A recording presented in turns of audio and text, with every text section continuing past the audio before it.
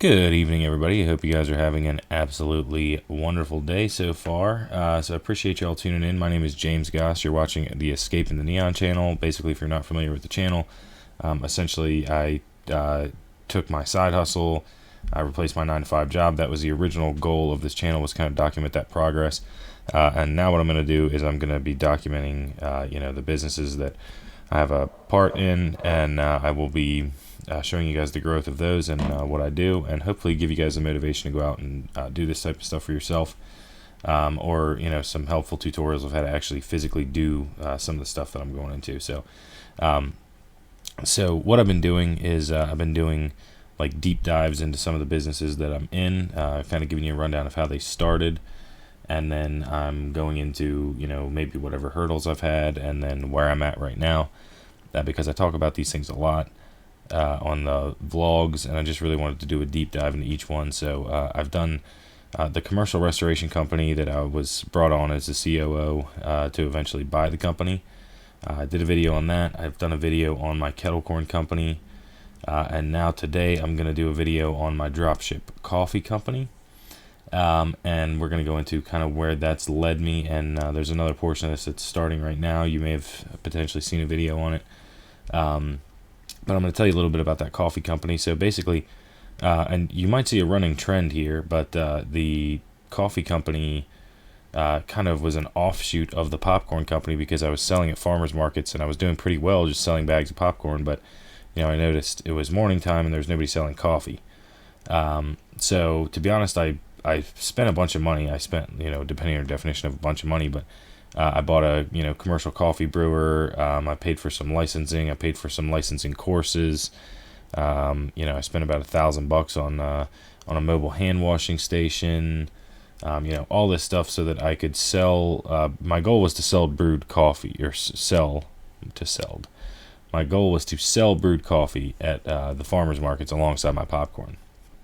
So like I said, I spent a good bit of money on equipment, started researching where I could get coffee from, and then of course I realized private labeling was certainly my best bet. Just build my own brand, which is relatively simple to do. Again, I have videos on how to use Upwork. I just use Upwork for like the logo and branding. Maybe I'll do a video on like how to start an LLC in your state, how to get insurance, that type of stuff. But really like straightforward, and nothing that a Google search won't cure for you. So I went ahead and reached out to a couple of drop shippers that roast to order your coffee. And so anyway, reached out to a couple. I'd say I probably got like I don't know, 8 to 10, narrowed it down to about 3, and tried samples of those 3, and then I picked my favorite one.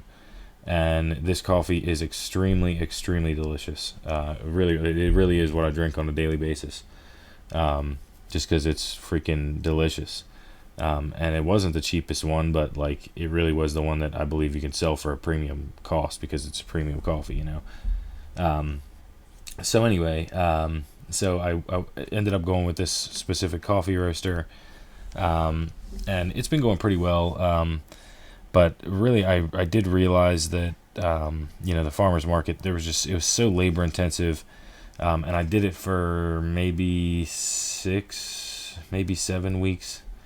And then I realized that like I wasn't set up the way my farm stand was going. I just shouldn't be doing the coffee thing, even though I had the hand washing stations and all the stuff I needed, and I didn't have any utensils that I was using. It was all one use, like, stir sticks and cups for the customers.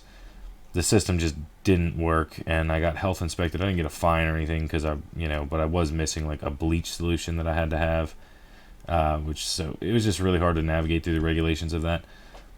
Honestly, if I would have continued pushing, and I thought like that's something that I really wanted to push for, I definitely think it was viable. I'd still love to explore the possibilities of sending somebody to that market to sell coffee, but with all the things that I'm working on, getting the coffee together along with the popcorn for the farmers market was a huge time commitment, and it was just it just was too much for me to get together on a weekly basis and do good on the other things I'm trying to do. So especially when I'm doing all my wholesale orders and all that stuff. So anyway, basically what I figured out with the coffee was it was actually, I'm probably better off just selling bags of the coffee. And then since, I was already drop shipping, or had the option to drop ship, just basically, have set up a website and try and push traffic to that website and get people to buy the coffee off the website. But I realized though, so I started, basically, my popcorn company, Kettle Corn, is called What's Poppin'. So the offshoot of that was What's Perkin'. So it was going to be, obviously my brewed coffee at the market. But anyway, I realized like once I stopped doing the like actual brewed cups of coffee, but I had already figured the process out. And of course, it's somewhat labor intensive getting the dropship coffee company. I'm not saying it was completely easy, but it was like relatively straightforward. And it was definitely doable. But anyway, so I understood that process and it went fairly well, and I liked the company I was working with. But I realized that like nobody's going to go to what'sperkin.com, unless they know me personally. Like I didn't really have a niche market. I didn't really have like a specific customer I was focusing on. And there's just so many coffee companies out there that there was like really no way to, well, there's definitely always a way, but I wasn't, to me, the coffee company is kind of a side hustle, something I'm trying to grow into like a reliably decent type of thing. But like, that's really what it is to me. It's a side hustle, and I didn't want to grow this What's Perkin brand that I wasn't like super passionate about. I just wanted to target a niche market that I could already basically be like, hey, I'm passionate about this already. Here's my coffee product that goes along with what I already enjoy, and hopefully people will enjoy whatever that niche is enough that they'll also buy your branded coffee or whatever. So anyway, that's what I did. I chose a niche that I'm somewhat, I'm pretty familiar with. But if I'm being honest, I would say it's not like a complete passion. Like it's, something I think is cool and I enjoy. And I'll do a whole video like about what the coffee company is and all this and that. But I really don't want to like throw it out right now. I'm sure if people really wanted to, they could probably figure it out. But anyway, I don't want to throw it out there right now. And kind of when I do like a video, I don't know, whenever I want to make like a full update on how this kind of project went, that's when I'll say what, the coffee company is. It's totally in videos. I don't know, it doesn't matter. But from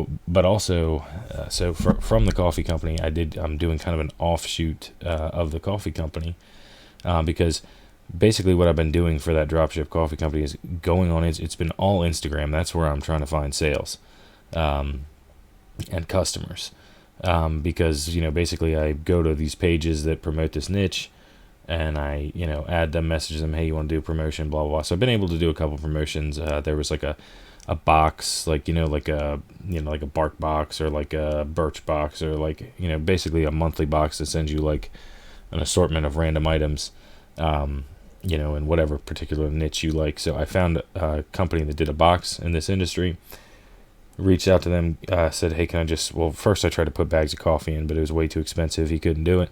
But I said, okay, then instead of bags of coffee, and I know he has 2,000 customers, so I knew that this product was going to get, whatever I put in there was going to get in the hands of 2,000 of my ideal customers.